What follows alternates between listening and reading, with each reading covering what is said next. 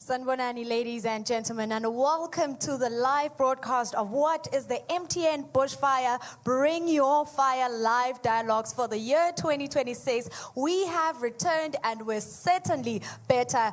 You're joining us today with our special guests, which are, of course, our partners, students, online audience, and members of the Luyengo community, as we are coming to you from the University of Eswatini, Luyengo Campus. And today we're gathered here for a very important conversation, which is under the theme Powering the Future, Balancing Development, Sustainability, and of course access. I am, of course, Tabelo Dlamini, and joining me this year again, we do have the wonderful.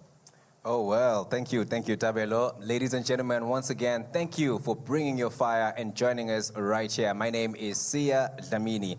I am, as said, the co-host of this exciting and very informative discussion around green climate energy. This is indeed taking place right here at the University of Eswatini, Luyengo Campus. Today's session, as Tabelo has said, forms part of the hashtag Bring Your Fire dialogue, brought to you by MTN Bushfire, and inspiring collaboration and a call to action, encouraging young people and communities to use their energy, creativity, and passion to drive positive social and environmental change. And we'd like to give a special welcome to, of course, the partners that make this conversation. As you can see right behind us, we have, a panel of experts that are joining us to part information with our audience here, our live audience. We do have a live audience on LinkedIn, on YouTube, and, of course, on Eswatini TV. And I do believe on the Facebook page of the MTN Bushfire. But a special thank you to our partners joining us. We do have the Department of Meteorology, the Eswatini Electricity Company, World Vision Eswatini, the MTN Foundation, the Eswatini Environmental Authority, and of course, Lungisa Energy Solutions. Absolutely. And with that said, it is now my pleasure to hand over to our moderator, Zwelake Dlamini from MTN Bushfire, who will guide us through what promises to be a powerful and solutions-driven conversation. Over to you, Kwala. Oh, wow. Thank you, Tabelo and Sia, for that warm fire welcome. We welcome you, ladies and gentlemen. It's the 19th edition of the MTN Bushfire Festival. And this year, we continue to demonstrate that festivals aren't just about the music and the dance, but they are socially responsible events. So through our Bring Your Fire call to action, we encourage collaboration and advocacy. So today, I will be moderating this wonderful panel. My name is Luyengo Campus from the MTN Bushfire, and I'll be taking this opportunity to introduce our lovely panelists. Ladies and gentlemen, good morning. My name is Mbendulo Smelane. I work for World Vision Eswatini as Livelihoods and Food Security Lead. World Vision is an NGO working in the country and registered locally. We work in the communities. We are doing community development. The subject of today that is around climate change is one of key issues to community development. So I'm excited to be part of this discussion today. Thank you. Sanbonani, my name is Zandisile Hao, and I'm the Environment Information Officer at the Eswatini Environment Authority. So the authority is a parastatal under the Ministry of Tourism and Environmental Affairs, and we are basically a regulator regarding everything environmental, whether it's the laws or the literal work on the ground. We are there. Thank you. All right, good day. My name is Busiso Nhleko, Head of Corporate Services and Sustainability from MTN Eswatini. Also, I represent the MTN Foundation, which basically is the organization that looks after our social programs in the communities. At MTN, we believe that everyone deserves the benefits of a modern connected life. Whilst we do that, we also recognize the importance of doing it in a sustainable manner. So we believe in green connectivity. Thank you. It's a pleasure to be here and to be part of this Bring Your Fire dialogue. Thank you so much. A very good morning to all our our audience, whether online or in the room. My name is Duduzile Nhlenge Thomasina. I am the director at the Department of Meteorology, where we also coordinate climate action work in the country. We are here today to bring our fire and invite you as well to bring your fire as we look into development in the country. Particularly the call is let us take climate action and ensure that our climate is taken care of, and indeed it will take care of us and our development.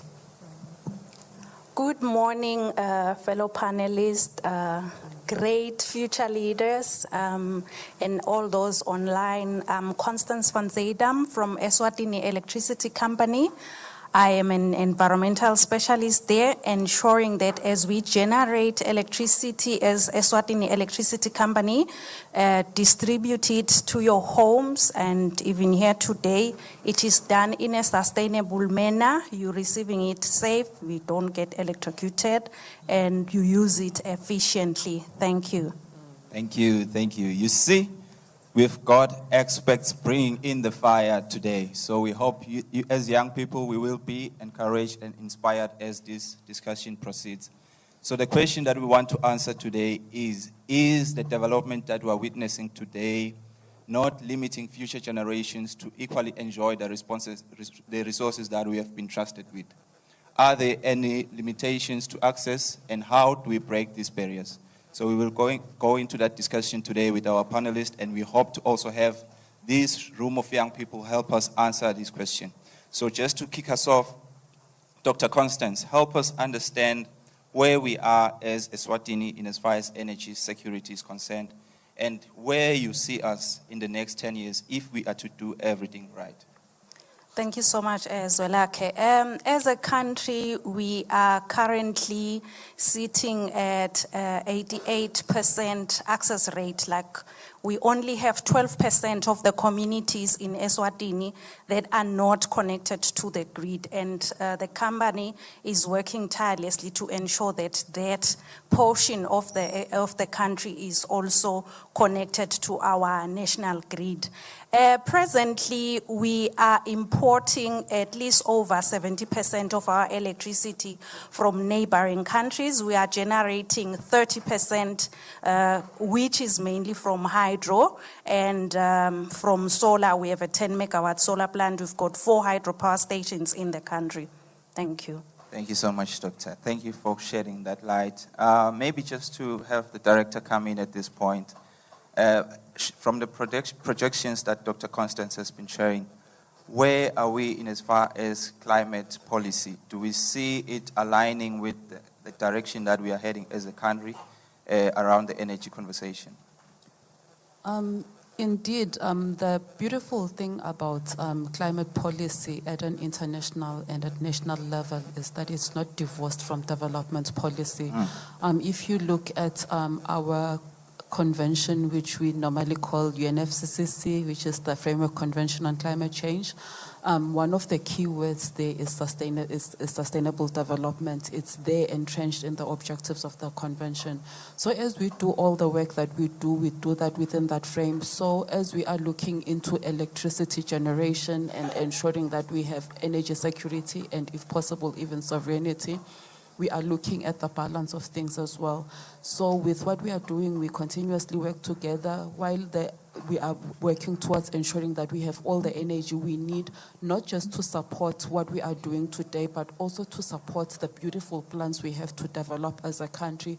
We are looking towards a lot of things that we would like to do as we industrialize as well. We are planning this with the understanding that in as far as it is possible, we want to have clean and renewable energy, and we are working together towards that. And it's not only that, but it's also issues of efficiency as well. Let us use what we have more efficiently so that the small we have can go a long way. Thank you so much, Director. Maybe at this point, I'll just take this opportunity to acknowledge the presence of the EU ambassador who joins us to this conversation, bringing in the fire amongst the young people. Thank you for joining us, sir. Maybe just to jump into another young person amongst us, Zandisile, what are the environmental problems that Eswatini can anticipate as we grow our energy? So definitely as we grow our energy, that means an increase in production, an increase in consumption too, which then that accumulates to waste in our environment. And more waste in our environment means more pollution, which then also degrades our ecosystems. Yet these are the ecosystems that help us even adapt to climate change when we have wetlands out there that protect us from floods or even release water during droughts. So now when there's pollution in our wetlands, even they work as natural purifiers. So you can imagine that we're drinking polluted water now. And also just generally, when you're speaking about the expansion in development, there's a biodiversity loss that happens, whereby there are certain trees that were helping us medically. We just came back from COVID. There were many plants that helped us recover. But now with this development, if it's not interlinked with environmental protection, we stand a lot to lose. Even when it speaks to the environment, the health of our public, that when there's polluted systems, that means unfit workers, more sick workers, and even the development that we're trying to chase, we will not be able to achieve it if there is the pollution and the biodiversity loss that we experience in our environment. So indeed, as we predict, as we plan for the future, let us ensure that the resources we have are sustainable and in a good condition to sustain us to reach all of those beautiful dreams we'd like to reach. Thank you so much. Ngoni, zandisile utsinza indzaba la ukuthi umhlonyane awungeke usatholakala phela. That's communities being affected. Please come in at this point. How do we balance our communities having access as well as our energy development plan? Yeah, thank you very much. Involving communities, talking about access, we start at the awareness, the community being aware of environmental friendly practices. Yeah. Before you go to affordability of whatever technologies, before you talk of availability and affordability, the first step is that the community should be aware, the community should be capacitated, the community should be trained. We should hold their hand to see the benefit of actually not maybe overusing those species, those or damaging those biodiversity that is there for their own benefit. The community will always come in if they see a benefit in whatever you are bringing to them. The community will always come in when they see a benefit. That's a powerful statement. Mr. Nhlego, you touched on a key phrase here. You touched on green economy. How can this green economy come in to help us in this discussion? Can it help the communities continue to have access as well as help us grow? Please share more about this green economy. All right, thank you very much. I think from a private sector perspective, I believe we have a huge role to play. And the role is to lead by example, is to ensure that we integrate and embed sustainability in our business strategies. And this we do, for example, at MTN, we do that by ensuring that Project Zero is one of our pillars, where basically we're finding ways through which we can reduce carbon emissions. We have invested in solar in some of our facilities and some of our buildings. We also, even at a product level, whereby we've introduced, for example, a biodegradable SIM. Now we've pivoted into eSIM. These are all attempts to ensure that we are responsible. Whilst we grow, whilst we promote development, but it's not at the expense of the environment.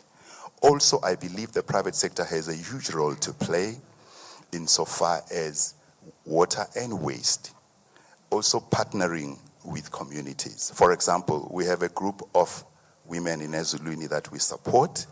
I think that's a very good example of the public-private partnerships. Yeah. It's called Kwatatela. Okay. They basically take our food waste and they upcycle it. And then they produce organic fertilizer. I think that's really, it's a great collaboration that we now have. We've seen the municipality of Ezulwini also supporting these women.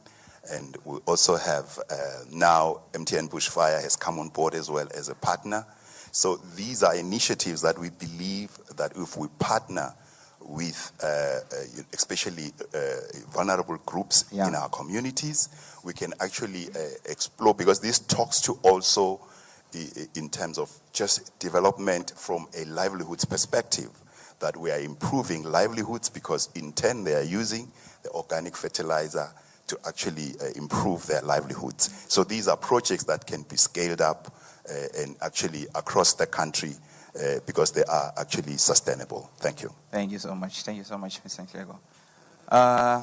I think you touched on women and empowering our communities. Maybe just to come back to Dr. Constance, how do we ensure that the low-income communities are able to have access to energy? Thank you so much.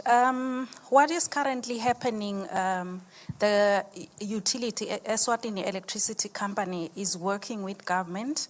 There is a rural electrification program that is ongoing, which will ensure that the remaining 12% of the country gets connected to the grid.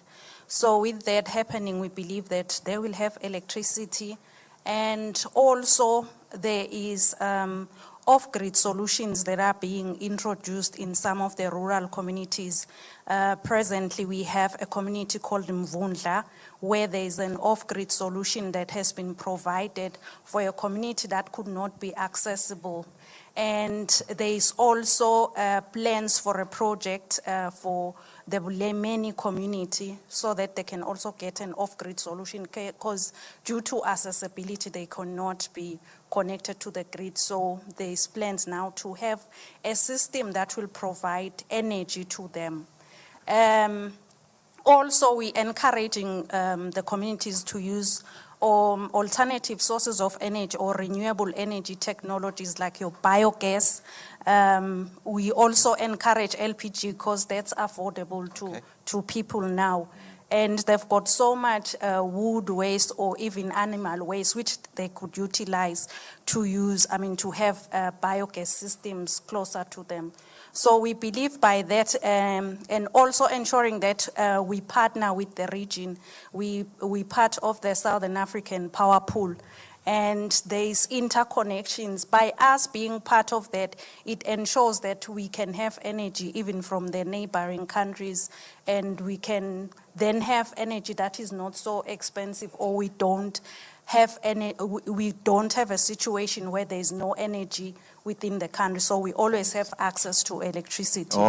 So also, if there could be collaborations like with government, NGOs, and other people, because they can change lives. There's a community in Hlangano where someone who grew up in that area came and felt like if we can make the electricity maybe cost lower for the people that are in that community, we can work together with the EEC and other financiers just to change the livelihood of the people. They have productive use in place of maybe solar systems that are existing in that area, and that will make the energy access the cost to be lowered by bringing in other partners collaborating to ensure that the lives of the people there is changed and they have access to electricity, the youth and the women in that community. And even in the country, that can be replicated, like we have more off-grid solutions, not necessarily being to those areas that are not accessible. Even in areas like your peri-urban areas, if we can have off-grid solutions there, you can find that they can help us to stabilize and ensure that we don't have this then what we call a load management in future. I know all of us here, we don't like load shedding. We call it load management. So it will help if we can have more off-grid solutions. And we also practice something which is closer to make sure that we have access. If we can practice energy efficiency, like we make energy efficiency first, there's so much that we can do. The kilowatt that you save can be utilized by a school or by a clinic somewhere. If we can embrace that and ensure that our buildings are buildings that are green, that are sustainable, and we save energy. Thank you. Thank you so much, Doctor. I think we'll come back to that discussion of partnerships. I think it's one key one that we need to really delve into. Just as you are mentioning communities and the different projects that are ongoing, I'll come to you, Mr. Smelane. I'm just reminded of a youth from Lobamba Lomzala who introduced a hydroelectric powered model, and that was just running behind their next stream, nearby stream. So I'm just drawing the question of how do we make sure that the community is or actively participating in these sustainable solutions? How do we not just drop in solutions, but make sure they are participant and part of these processes that we are proposing to them as sustainability solutions towards our energy future? Yeah, no, thank you very much. I think it goes back to the co-creation together with the community. There are some things that you may be surprised that you do not understand. From a scientific point of view, it makes sense to you.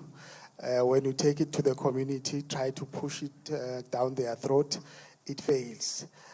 Because for them, that's not what they want. So co-creating, come in with your big science technologies, scientific technologies, and sit down with the community. They will come with their indigenous knowledge, and you combine those two, you co-create, you come up with a project that will benefit them the most. Because some of the technologies, I can make an example of a very good mitigation strategy of planting trees. In the Lowveld, you have a lot of fallow land. And then here I am coming in and saying, plant trees in your fields, indigenous trees that will, in a way, the farmer or the community person may not see the benefit, because the benefit will come maybe many years to come. But what else can we do that is a mitigation strategy, but will also benefit this household now? Because for them, they want a technology that will solve their problem. Their problem, in as much as they know there is climate change, but their biggest problem is food security. We want food now. So whatever you bring, let it come with a food security component in it. Then we'll adopt it. Yeah, that's very powerful. Maybe just to come to Zandisile, could it be that, just as Mr. Smelane was mentioning, co-creation, we need to work together and collaborate. Could it be that these young people or our communities are not well informed? How do you feel in as far as information regarding the environmental impacts of some of these activities, so that our communities do not participate from ignorance? How do you feel in as far as a country training and growing our communities in as far as environmental information? What you had mentioned, was it a lack of awareness or whatever it could be? I would say it's a mix of both. We do live in a digital era where information is in your hand. So it would be a key advice that young people should use their smartphones in a good, smart way, whereby instead of waiting for government to try give you information about the grants that are all out there, it's you to take initiative to find what is the support that is out there. But when it comes to environmental information, there is lack of access in some remote communities that are not able to get the information on time. Something as simple as early warning systems, for example, where there's no maybe internet connectivity or even mobile. We've seen on news sometimes that some communities don't even have access to that proper mobile connection. So that's when we then come down onto the ground, into the communities, to capacitate them, to empower them, to teach them to be able to adapt to these impacts of climate change. And then for us who are here at school, who are the young people who have the opportunity to be closer to towns, it's using that digital access, translating our policies, translating all of those informatics into simple breakdown language that people can be able to understand. So another thing, language barrier. So translating it into society so people can internalize it and not have it like an abstract concept that is out there, that is only done in the global north, but things that are happening locally in your realities. So translation also definitely benefits in helping people be more aware about the impacts that are out there, and mixing both the digital as well as the physical capacitation of our people. Thank you so much. Gen Z, Mr. Nhleko. The young people are here. Zandisile is touching on a very important point in as far as the technology speaking to the people, the young people. how can the private sector come in to help at this point in the technology and access and make sure communication is able to convey to the young people at the point where they are? No, definitely, I believe there is a huge role we can play as a private sector. But I think what I want to also just point out at this point is the current opportunities that are already there. For example, within MTN, we already have the MTN Skills Academy, where we are actually making digital skills. You can go in there, it's accredited programs, internationally recognized universities. You can go in there and empower yourself.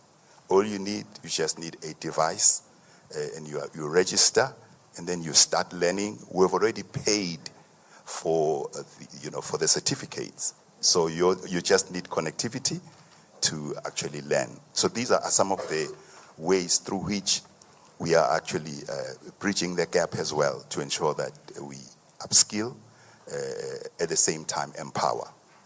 Also, the other opportunity which I believe we can also leverage places like RSTP is on just the green sandbox model as well, where we create opportunities for young people to have incubation. We also have hackathons as well in the country from time to time. We'll also be doing some type of hackathon as well, even during our Yellow Care program now in June, whereby we are challenging all the young innovators to say, let's have all the people in the health sector, they come and pitch to you as young innovators to say, these are the health challenges that we are facing.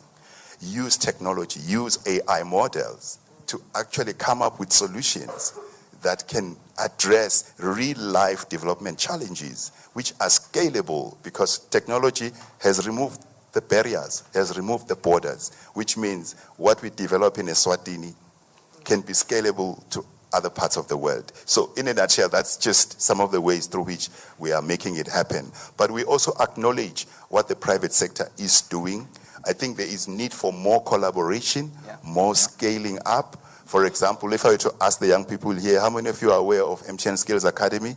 You find that we think the information is known, but you can be shocked if I were to ask the question. How many of you know about MTN Kanyisa? You find that... I think let's ask the question. How many of you are aware of MTN Skills Academy in the room? MTN Skills Academy? There's your answer. Is there one? At least I can give you a bundle before I go. So exactly the point. True. That sometimes we sit and think information is in abundance, but you find that probably it's not filtering in the right spaces. We are sitting at the University of Eswatini in the Luyengo Campus. And this is the response, which actually is a challenge to us to say maybe let's involve young people as well. To say we need to involve young people, we need to co-create with them, we need to understand the spaces they are in where they can consume the information. True. So it's a challenge to us as well. Thank you so much. Thank you so much, Mr. Diego. Maybe just while you're touching on the conversation of technology, I'll come to Dr. Constance just now. Technology at some point brings in the topic of renewable energy. So, and renewable energy then, in as much as we are battling with just people having access to the conventional grid and all that, how then do we make sure that the renewable energy is accessible in the country? I know you are chairperson of the Renewable Energy Association of Eswatini. Help us make renewable energy accessible. Okay, first of all, I think to ensure that the renewable energy is accessible, we need to ensure that everyone is aware, yes, of the technologies that are out there, because there's currently solar PV systems that are being installed. You find that there's someone that just comes and install for you a system. Okay, maybe they'll tell you how to use it, but you find that you are left there with this system. You are unable to utilize it because there's not much capacity building on the users. Mostly you find that it's on the installers. Yes, a few of them know. And also those installers, I believe that the government is working on it now. The installers that we have for the longest time, some of them are not accredited. So they just go there, they install for you, you have this system with you, you're not understanding that what are the benefits that you are supposed to attain from that system that has been installed for you. You just use. And we've seen there's so many people that are out there, like farmers, complaining that, okay, they've made installation of the solar or the solar PV systems, but those PV systems are not working well for them. Why? Simply because they don't understand mostly about the science that's happening, and even no one may be gotten to an extent of explaining. There's some installer who's out there just monitoring and probably coming to give information to them. So there's capacity building that needs to happen, even to the youth, because the youth could be engaging in this renewable energy space. It will be surprising that in the country, there's a few installers that are youth. And yet, that's the future generation, and those are the people that should be capacitated.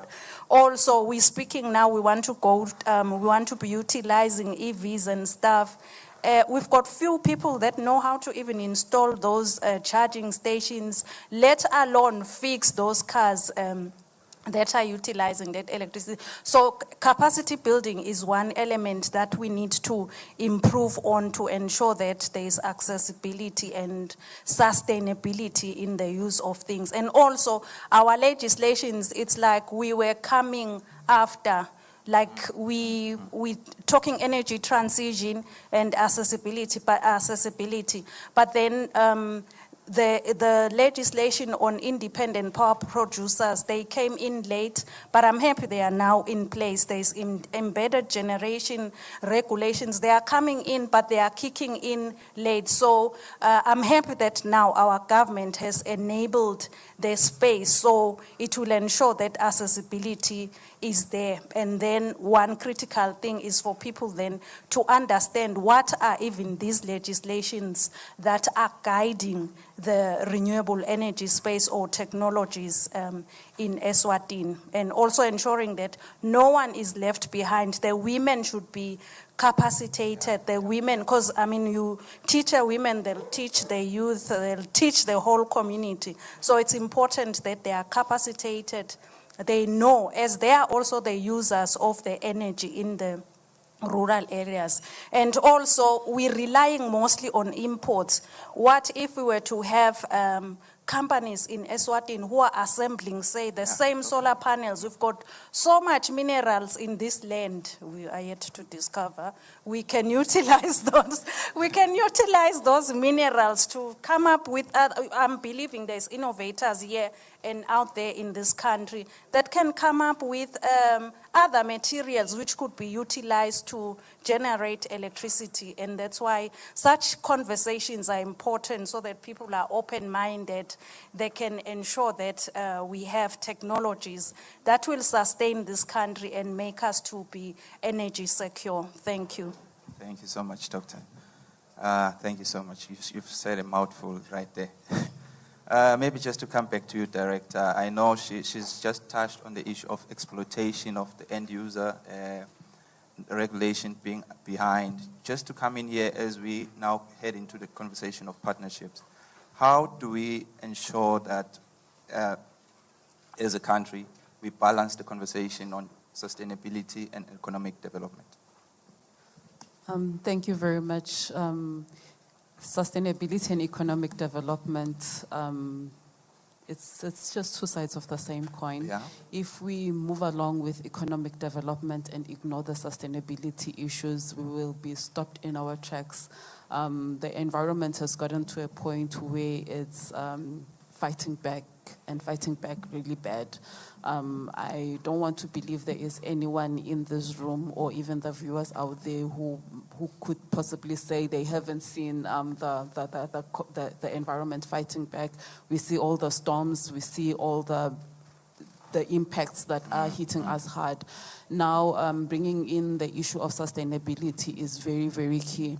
A lot has already been said about what we need to do, but what I hear from my fellow panelists here is, as we are talking about access, as we are talking about fueling the economy, at the end of the day, we need that green economy that Babentlego next to me spoke about. Yeah. And when you talk about green economy, what it basically says, it says, let us empower our communities, all of them, whether it's the youth, the women. Let's empower everyone to have something that they can do in a sustainable manner that is going to give them the income that they need for access. It's basically a chicken and egg kind of situation.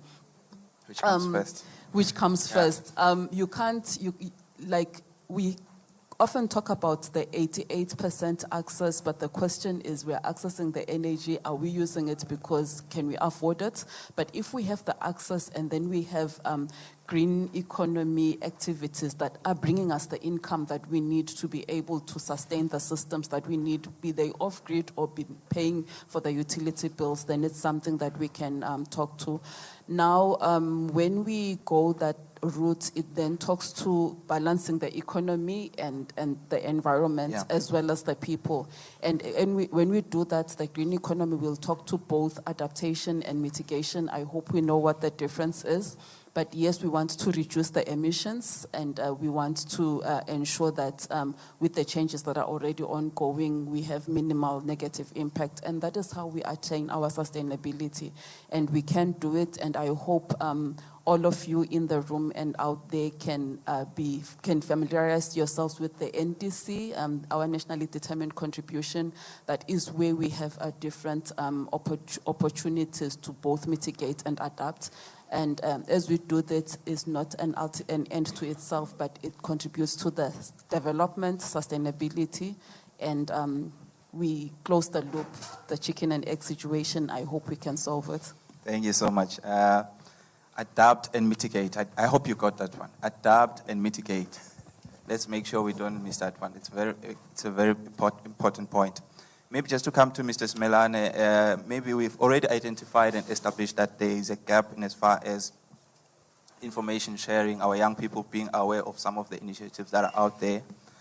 Maybe if you could come in at this point, maybe share some of the successful stories that you've witnessed in the communities that we could share with our young people today in our audience. Yeah, no, thank you very much. Of course, we have quite good success stories from young people. Maybe just giving practical examples. Over here, I think it's not the single, it's Lobamba Lomzala. There are a lot of farms, macadamia farms that are there. We have young people taking advantage of those macadamia farms. They are now producing, or they are partnering with the farms to produce honey. So they place their beehives in the macadamia farms. So the macadamia benefits from the bees because it increases pollination. But as well as these young people, they are also benefiting. They are getting a lot of honey from the many, many trees that are there. That goes even more into community projects, which are maybe gully rehabilitation through plantation of trees. They also use those beehives projects or bee production projects in those projects, very, very successful ones. But of course, I must say that there is a big opportunity that is there for young people.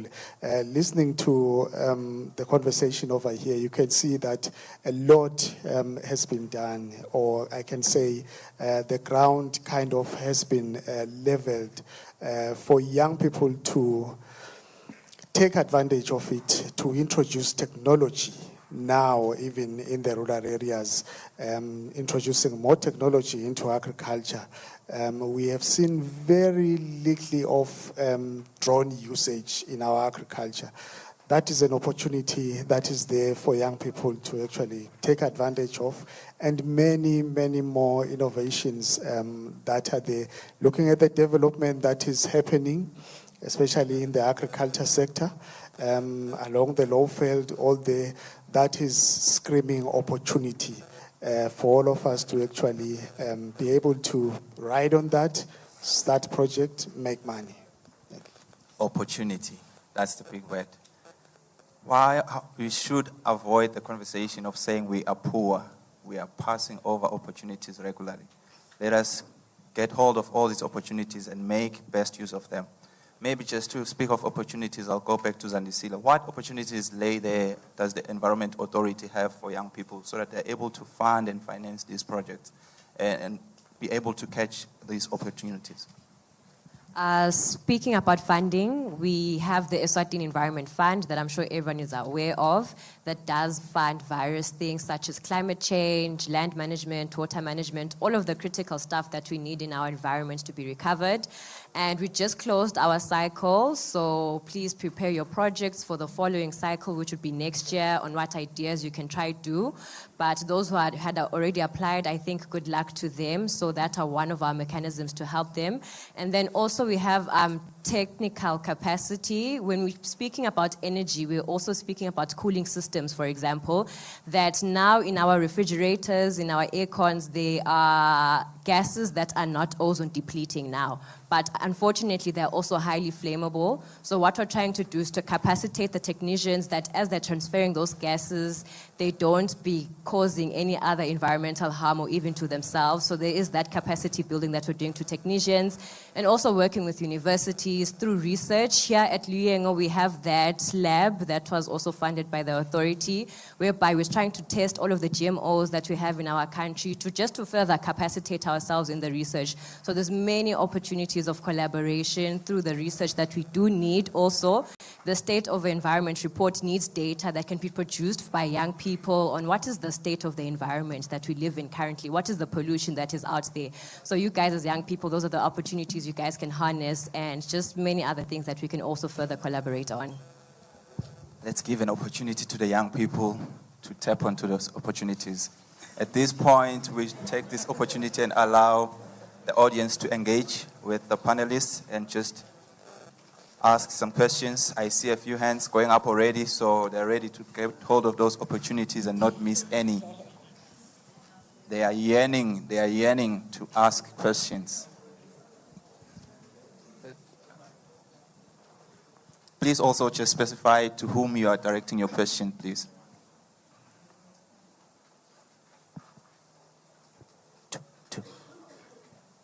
Thank you for the opportunity. Thank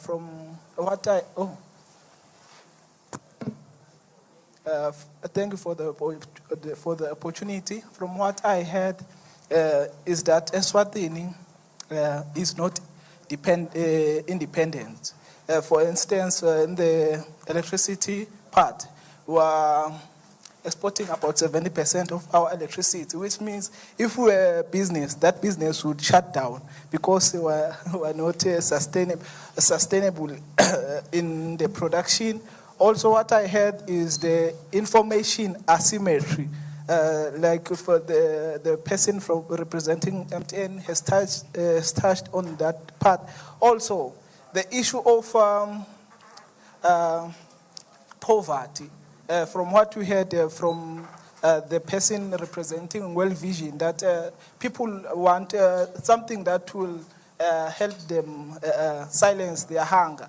For instance, if you introduce a project for planting indigenous trees for the environment, that is not what people want. They want food. So there's a long way to go, but there is hope.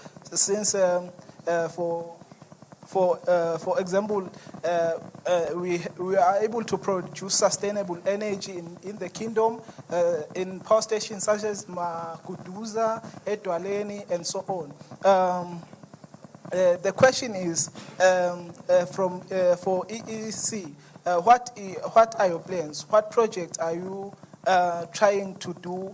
Because the problem of accessibility of electricity is linked to the problem of us not being sustainable in the production. So if the other partners increase their price hike for electricity, it affects the people who earn less in the country. So we have a challenge. So I'd like to hear from the panelists, what is the kingdom doing? What are the things that are undergoing right now? Thank you. Thank you so much. That was a very, very, very long question. He took a swipe at all of us before he came back to Dr. Constance. Maybe who wants to take this one?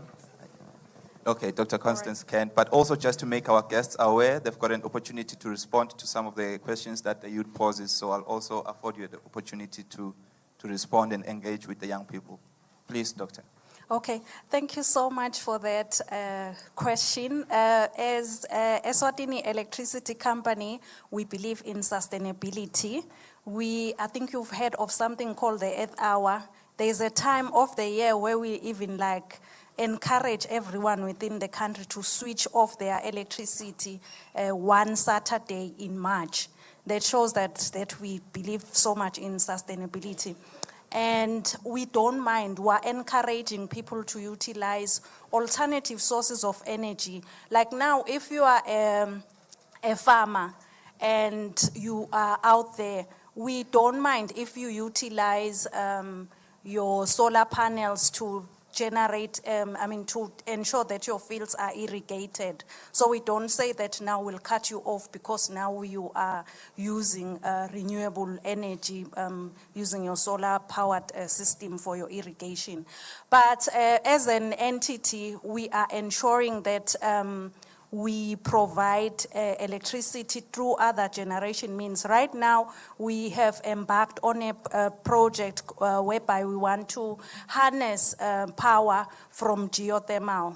We believe that we'll be getting funding so that we can have about 60 megawatts of energy generated from our Bomanzana, yes, from geothermal, yes. And also we are planning to increase or expand our generation capacity from hydropower plants.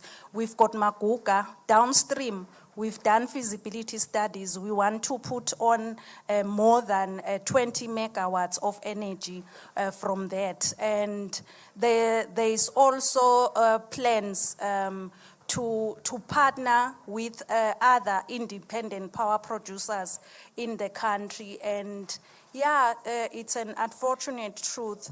We're talking sustainability, but we could venture into thermal because currently as a country, we cannot sustain our base load. So we could venture into that, but we will ensure that even if we go that route, it's done in a sustainable manner. We ensure that there's minimal impact to the environment. So we'll ensure that we adhere to standards and do the generation in a proper way just to ensure that we are sustainable as a country. Because you might understand that with renewable energy like your solar systems, there's challenges that they are intermittent. You find that sometimes you have cloud cover for a prolonged period. So what happens to your production then if you've got that? So you need that reliable power to ensure that your production is always taking place. Hence, as a utility, we are coming with more projects that will ensure that we are at least meeting our base load, but ensuring that we adhere to the 2030 and 2050 worldwide commitments that we have made through the NDC. Thank you. Thank you so much, Doctor. I'll allow this opportunity for more questions. Just 3 hands of questions, please. And also just a reminder to introduce yourself when you ask a question so we know who we're speaking to. We've got 1. Any more hands? I see. Okay, they will be passing around the mic. We'll have 1 more question. Please proceed. Good morning, all. My name is Fabutse Mbugiso. My question is directed to Mr. Nhlego. I heard him mentioning something about MTN Academy skills. I wanted just to know, for the appreciation for all of us young people, how do we access those opportunities, and what is the eligibility criteria that you actually use maybe to select those whom you will teach or empower through those skills? And also the last thing I would love to ask from you, Mr. Luyengo from MTN, is that I don't know what means can you do to make those opportunities accessible, maybe through your social media platforms, because I see on Facebook, MTN is just, it has that vibe and it has that following. So I think I've missed, maybe you've once posted. So I'm suggesting that if maybe you could engage us more from your social media platforms. Thank you. Thank you. We'll allow Mr. Luyengo to digest those two potent questions while we take another hand of questions. Thank you for the opportunity. My name is Nhlabathi Ngcebo. My question is directed on Mr. Luyengo on the MTN space. If you could please put more energy, please. Bring your fire. My question is directed to Mr. Luyengo on the MTN mobile telecom network. I would love to ask, what solution does MTN have based on this nationwide crisis commonly known as scammers or facada, because the nation is sinking based on that issue, as we are about to have the MTN Bushfire Festive, where the use of money will be very high and scammers will take an advantage of that. Thank you. Let's take one last question, please, then we'll allow him an opportunity to respond. Give us the solutions, young people. Give us the solutions.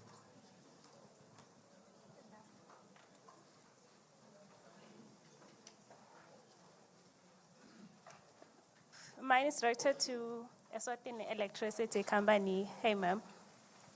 When we here discussing about making sure that power is available to everybody, as we are discussing that, I think somewhere 2 weeks back, I bought electricity for 530 and it was only 188 units.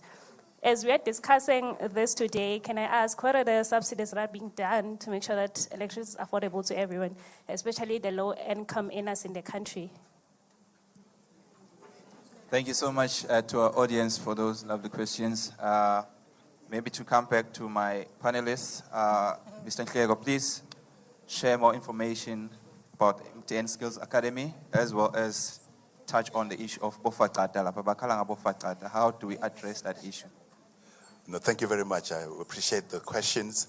I think for you to register on the MTN Skills Academy, you can just go to skillsacademy.mtn.com.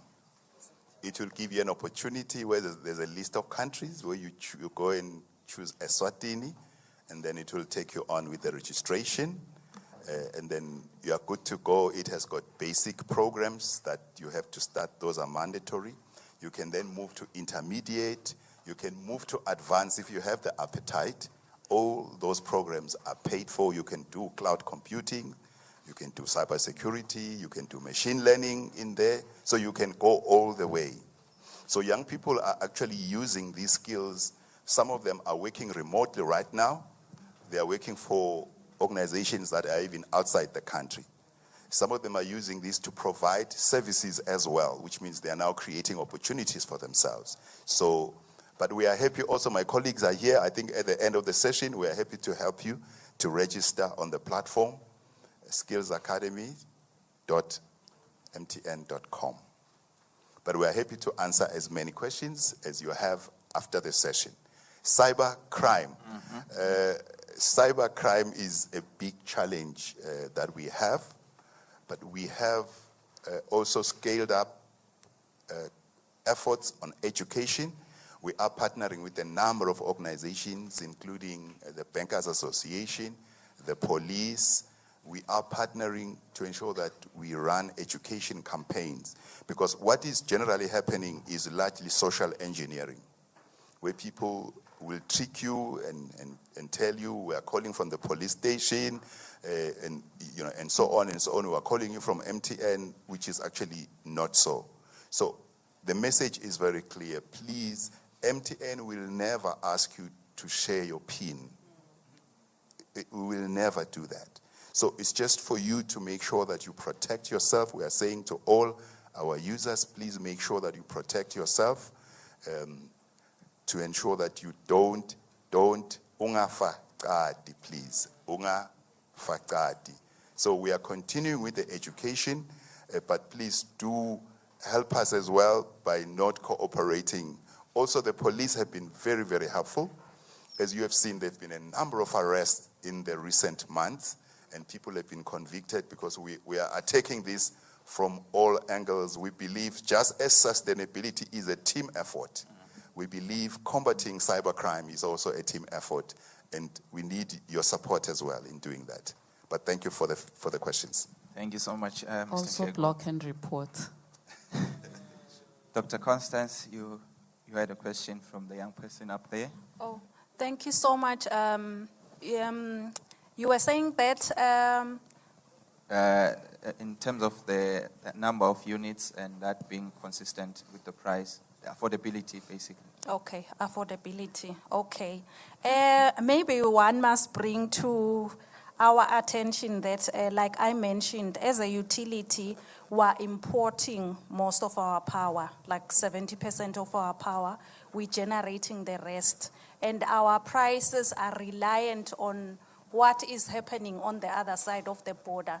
Say, for instance, we're getting our electricity from Mozambique in US dollars. So translate that to our emalangeni. And then we're also buying our electricity from South Africa. And yeah, that's why probably the prices could be like that. But clearly, we're not paying the same amount of money. There's a scale whereby a household pays electricity and a company pays. There's different ranges. So there's categories. There's a category of a tariff which is paid by an old lady in the rural area and someone in the urban area. But clearly, the external factors are the ones that are probably affecting what is happening on the units that we get per time when we are procuring electricity.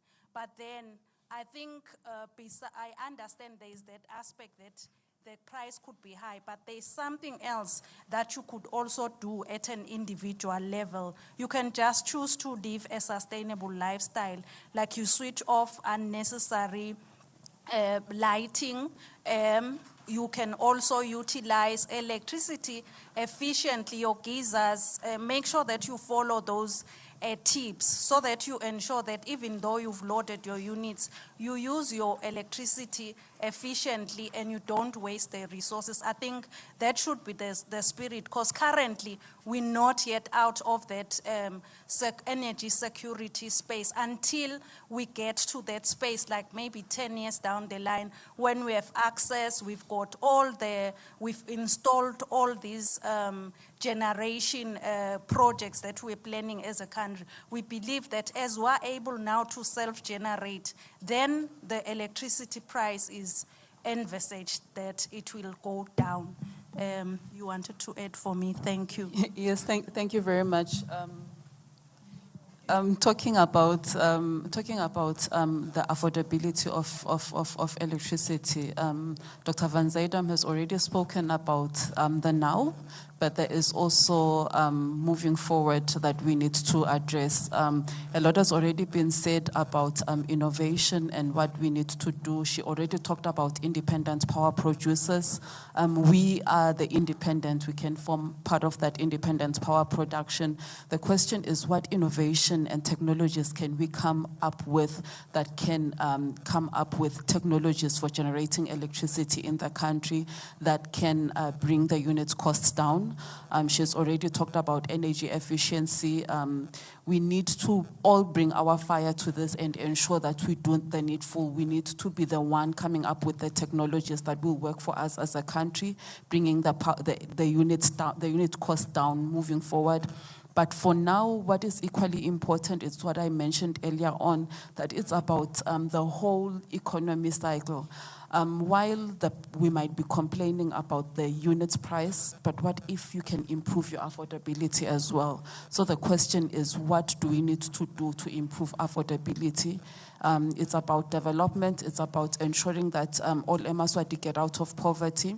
But as we do that, sustainability is the issue we already spoke about. As we do this, we need to ensure that it's bringing something to us, whether it's improving food security, or income generation, so that we have more resources available to afford that which we do not afford. Otherwise, at the end of the day, it's about a green economy, it's about sustainable development, but we do it while taking care of our environment and ensuring that we are powered. Thank you so much, Director. I think we're now heading into the solutions part of our discussion. So at this point, we'll just be discussing and focusing on what solutions can come from this dialogue and what young people can work towards achieving. So maybe at this point, Mr. Smelan, I'll just allow us an opportunity, because this conversation is not just about energy, it's interconnected. Maybe if you could share how climate, health, inequality, and all these aspects are connected. How do we connect between these two? Because it's not nice to have to turn back from the clinic because the server was down. It's not nice as a student to miss class time because you've got diarrhea diseases because you've been having a drink from unclean water. How are these issues interconnected? Yeah, no, thank you very much. My colleagues here, the panel, will also assist with another part or other parts of the question. Maybe I can zero down to agriculture. So agriculture, I think, is maybe possibly the most affected of all the sectors, in the sense that agriculture is very risky. There is a lot of uncertainty in agriculture now because of climate change. You do not know when you plant if you will have a hailstorm. The meteorology department does a good job giving us some indicators, maybe of temperature, maybe of rainfall. Then you'll say, no, I'm good to go. I have enough rainfall these 3 months to come. But then hailstorm comes. But then crazy winds maybe come, all due to climate change. Or a new disease, a new pest comes. We have experienced fall armyworm maybe after a long time, but it came some years back. Maybe we had all other factors secured. We had our irrigations and all that. Unfortunately, there is still a lot of uncertainty that is there. I must say there is a lot of work that is being done, but there is still a lot that remains that we still have to do. A lot of research, a lot of starting from maybe your seed varieties, your irrigation technologies, your greenhouse gases, and many more solutions that are being implemented that need to be upscaled so that it can cover maybe the entire nation. Already our government is doing a lot, from as big as your dams, your Mpagani dams, to as little as mulching your 5x5 permaculture gardens and all the solutions that are in between there. And also on water access, climate change has hit hard on boreholes. I think there was a time where we were digging a lot of boreholes across the country. Unfortunately, boreholes started drying up, all because of climate change. So now we definitely have to look for better solutions as opposed to boreholes. The big dams are a good solution to that. The question could be, what else can we put in place as a solution to the issues that we have before us? Thank you so much, Mr. Smelane. You're touching on the issue of boreholes. I know MTN, Mr. Nhlego, has done a number of projects to ensure we have solar-powered boreholes for rural communities.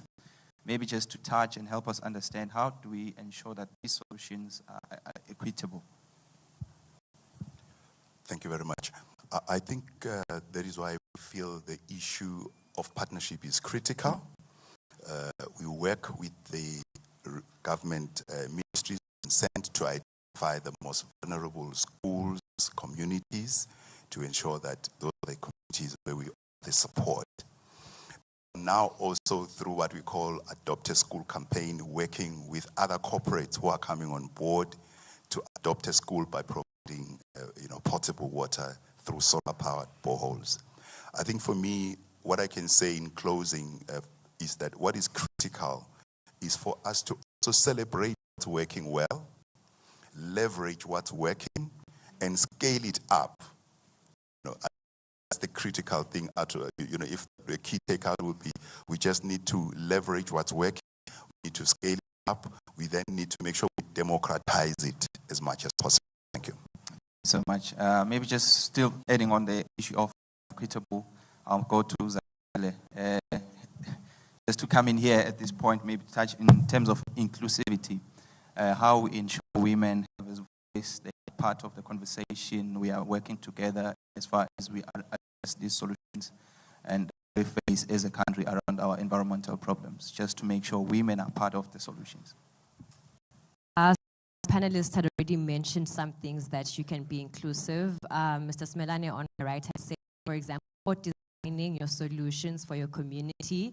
A lot of things you may overlook them. So for example, even the impact solution for women is different compared to men because it disrupts menstrual cycles and many other hormones that are quite critical. And even further speaking to pollution, that for example, plastic waste, there are studies that are showing us that it's even found in breast milk. So you can doing the future generation. So it's very important, it's very critical that we have them in our conversations and also helping design the solutions because they are already active participants. It's just that we often disregard the solutions that they have, rural women and what they do to adapt to climate change and some of the indigenous knowledge that they actually have that we can combine with the that we want to help more everyone is being inclusive.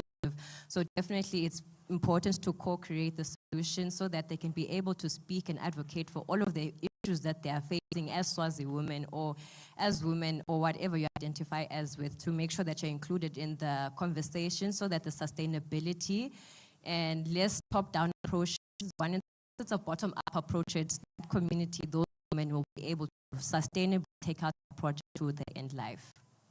Thank you so much, Zandisile. Dr. Constance, to come back to you, there's a young person in this audience who said we are an unsustainable business as a maybe just at this point, I know in your opening address you did say we do see future leaders and solution makers amongst young people. Maybe how do we bring in these young people to be part of the solutions regarding climate change as a country? How do we encourage them to be part of the conversation, bring them in?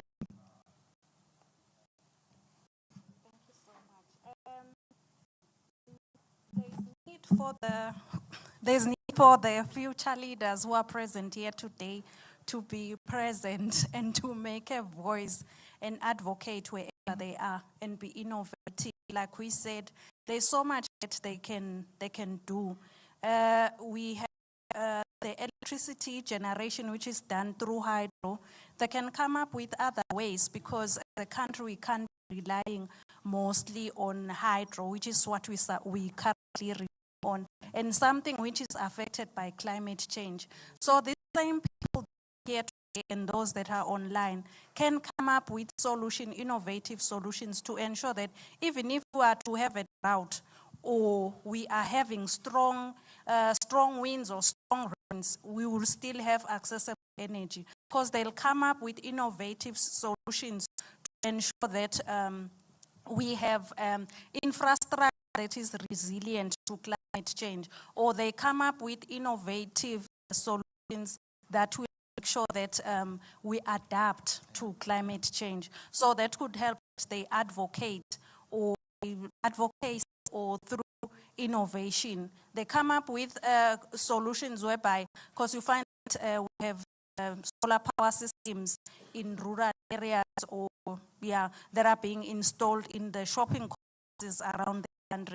So they can come up with productive use yes, that will ensure that, yes, the person has that solar system on their roof, but can they do something else to ensure that they pay less even on the electricity? Because at times they're intermittent, but then they have, will be able then to purchase the electricity presently from the grid. So be there, be relevant as young people. That's what I'll encourage you to do. Seek for knowledge. There's platforms, there's Commonwealth, they are coming up with some trainings. We need people to be, there's AI. We need people to be, conversant of what AI can do in academia, in the health sector, in the agricultural space. So may those creative juices in you come out, and then you change this space, and we make this a sustainable world which the future generation will be able to benefit from. Thank you. Thank you so much. Well put. Let's allow those creative juices to flow. Please have a mic to the EU ambassador, please, for put. At the same time, can we have more hands just going up? Please. Thank you very much. I thought when you pointed to the people that I felt myself addressed, so that I should say something. No, just 2 points. Well, you know, or you may know in the audience that the European Union, we have a partner in the country supporting energy transformation, renewable energy, including with the government, with the Renewable Energies Association, but also our projects supporting off-grid solutions, supporting vulnerable group access to energy. But on a more global scale, we are advocating for this being the future. And we are, together with also the government of Eswatini, advocating on that at the global scale. It remains a challenge. I wouldn't also looking at the young gentleman, and it was replicated to say 70% import of electricity is an unsustainable business. I wouldn't necessarily agree on that, because look at which business is producing its own energy 100%. That's an exception, rather. If we look at the European Union, we are 27 member states, but in Europe we have even more countries. Not a lot are producing their own energy. We have integrated grids. We have combined challenges that we try to address. Some countries don't produce any, others export. We have a combination of nuclear, renewables. Yes, we still also have thermal production. But our aim is to get to net zero in 2050. It is a challenge. It's a big political discussion. We are now at 50% renewable production. Looking at Eswatini, it's your country. It's obviously, you have to look into also what's your sovereignty, where you see your dependence, what's your relation with your neighbors. But as I say, I refer to the European Union. If you have a constructive relationship with your neighbors, you don't need necessarily to aim at a rapid 100% independence. You just need to put all your assets in the basket and look at it. So because South Africa is also working on the energy challenge, looking a lot into renewable future. So Eswatini has a huge potential. You could become 100% renewable. I'm convinced of that. When and how, we don't know, but technology is advancing rapidly. So I do accept that from a moral perspective, I, as the European, I'm not telling you you cannot do thermal, because you will then respond, yeah, but you have polluted the globe for the last 50 years, so now it's our turn. But is it smart? Because thermal energy production is the technology maybe of the present, I would rather argue of the past. So renewable energy production is evolving rapidly. The challenge now is, as you pointed, stability of the grid for solar production. But battery solutions are advancing. So that's also something. You combine it with hydro. You develop biomass production. You allow independent producers to link to the grid. You look into geothermal. So there is a huge potential, and it's something where the young generation is also called in to look and to engage. So in the community, but also maybe go into university and engage in it and provide the solution to the country. So it is not that bleak, I would say. And I would definitely not say we need to be self-sustainable. Otherwise, and I like that notion, the contradiction or the alleged contradiction between sustainability and economic development. Economic development nowadays needs to be sustainable. It's the only way to go because you want to preserve your resources. And that applies to your village, to your community, but also to your country. So that is biodiversity as much as it is climate emissions. Thanks. Thank you so much, Ambassador. Thank you so much. Can we give him a round of applause, please? Economic transformation is a product of collaboration. Can we please have hands go up just for the final round of Q&A? I like what the ambassador was just emphasizing, that it's a product of partnerships, of which it's what Bushfire is doing and championing through these platforms to ensure we have aligned partners and partners that come together to give us such platforms. Thank you very much for this opportunity. My name is Sanzi Somazia, a still growing content creator. My question is directed to Mr. Ntlego from MTN. It says, if, let's just say, us as content creators are very essential in translating your message of sustainable development, how is MTN protecting and sustaining us in return? For example, let's just say you offer us subsidized or high-speed data packages or creator grants so we can be able to afford and produce high-quality and efficient content for sustainability. Thank you. The creatives at Luyengo Campus. Look at that. Maybe while Mr. Ntlego gets his mic, can we get one final question from the audience, please? Greetings, everyone. Just to say, the information from the panelists was very insightful, but my question is, I had the representative from the Ministry of Tourism and Environmental Affairs stating about Agenda 2030 and Agenda 2050, but as we brace ourselves to Agenda 2030, what is the country doing to make sure that there's development, but at the same time, the access is there? Because can we truly call it development if it doesn't accommodate everybody? Thank you. Thank you so much. Maybe Mr. Ntlego, please take on the question of creatives being protected, what MTN is doing to ensure they lend a voice to this conversation. May I just request him to, the part around protection, I think, is it from an IP perspective, intellectual property? That's correct, okay. Okay, I think in terms of just ensuring that one of the key focus areas for us from a sustainability point of view is the cost to communicate. I'm sure you've all witnessed over the last so many years with the cost of data has been coming down, which is really a welcome development from an access point of view. We are also sitting in this country at over 80% of smartphone penetration. We are sitting at 146% mobile penetration, which these are very good statistics from an African perspective. But we are also aware that still there is the 15% or so where there's still issues of access, which is issues that we still need to address.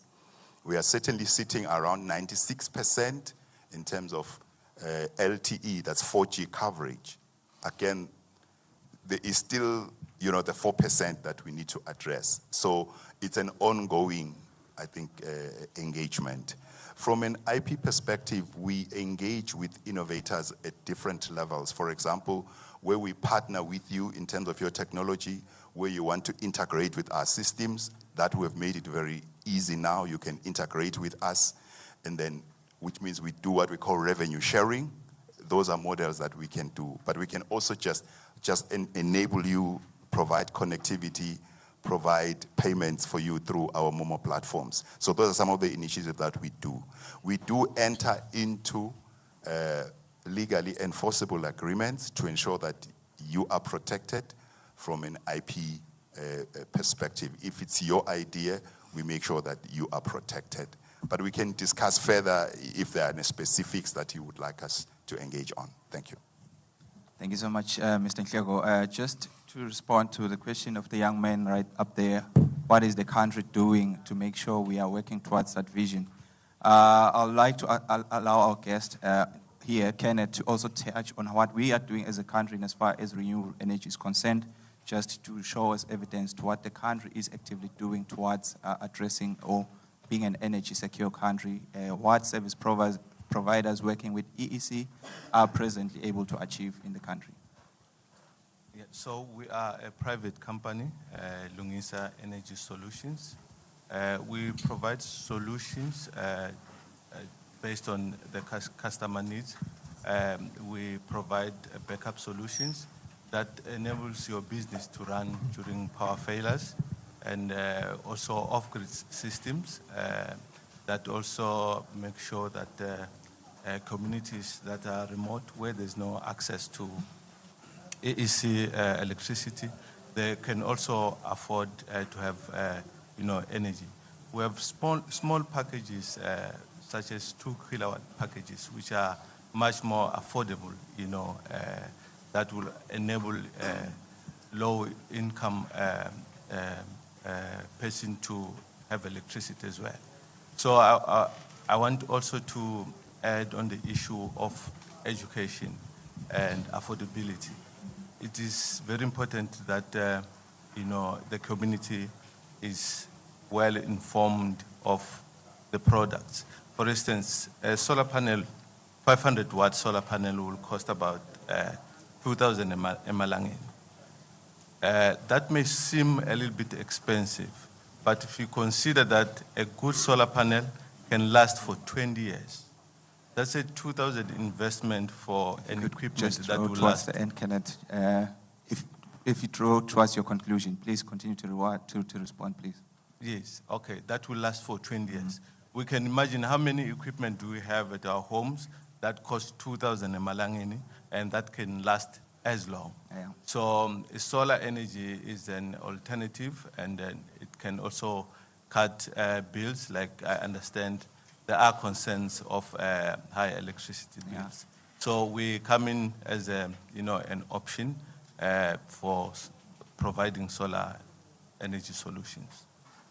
Thank you so much. Thank you so much, Kenneth, for that. Maybe as we draw towards our conclusion, I'll allow you, Director, if you are able to also respond, because they had directed that question to you, then we'll be rounding up, please. Thank you very much. I will start addressing the question from a knowledge perspective. We can't move together and take action sustainably if we are not aware. So as government, we are currently working with the Ministry of Education, particularly the Curriculum Center, in improving the curriculum to address climate change issues, so that our young can start knowing about these things from as early as possible, as early as early primary school. We are currently getting towards the end of finalizing the work we're doing for the primary curricula, and we've also started on the secondary curricula. We're also working with the university and other tertiary organizations to come up with modules and courses that can empower the nation in this regard.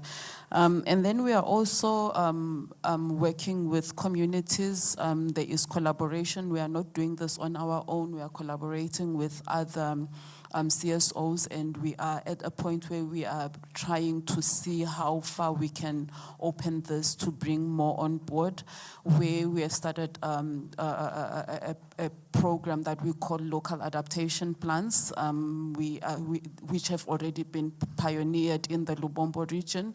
And this talks to the core generation, where it's the communities themselves that identify their problems, and we work together to identify the possible solutions.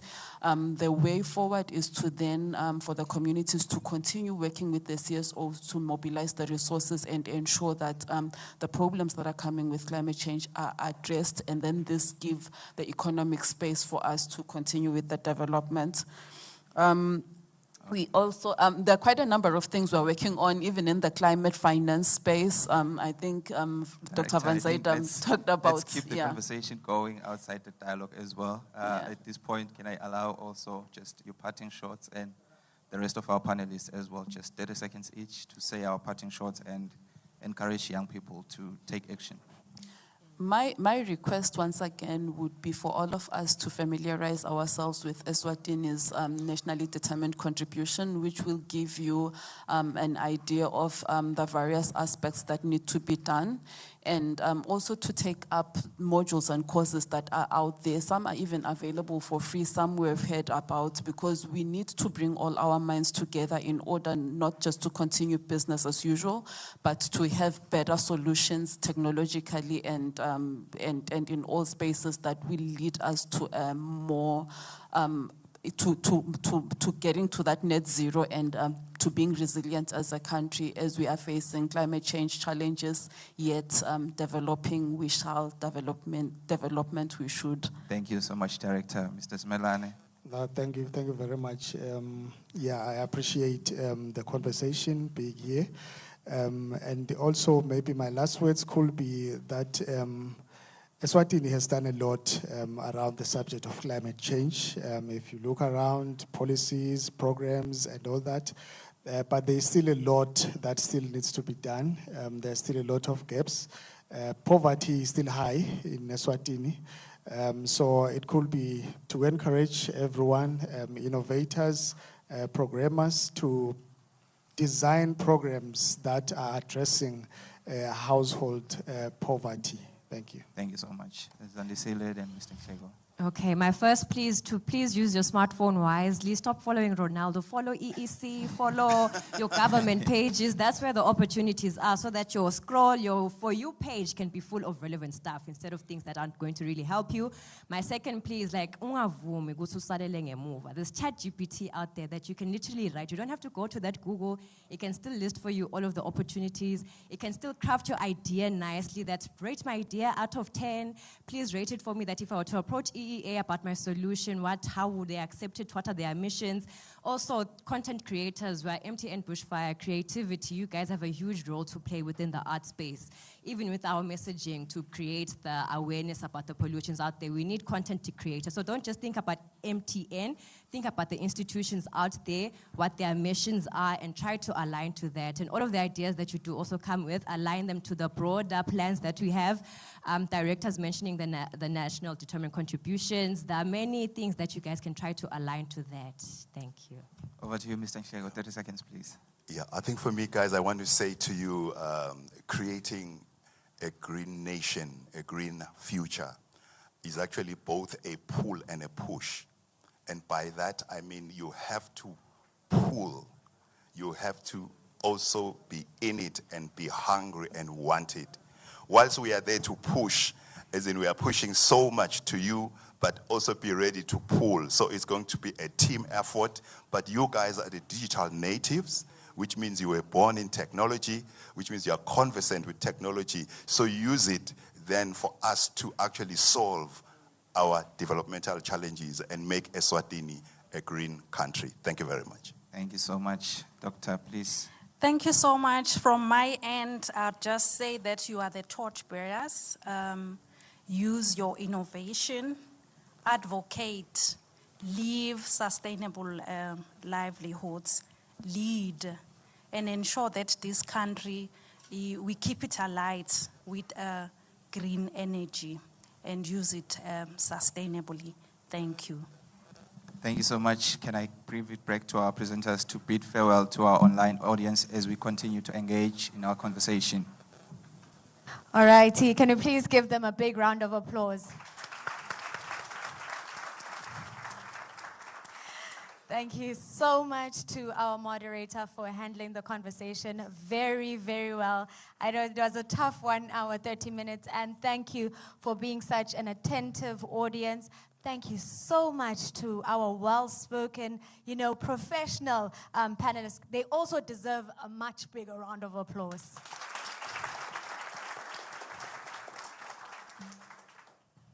Absolutely, but have you clapped for yourselves? Yeah. Those questions and actually leaving everything behind to find out how you can be pioneers.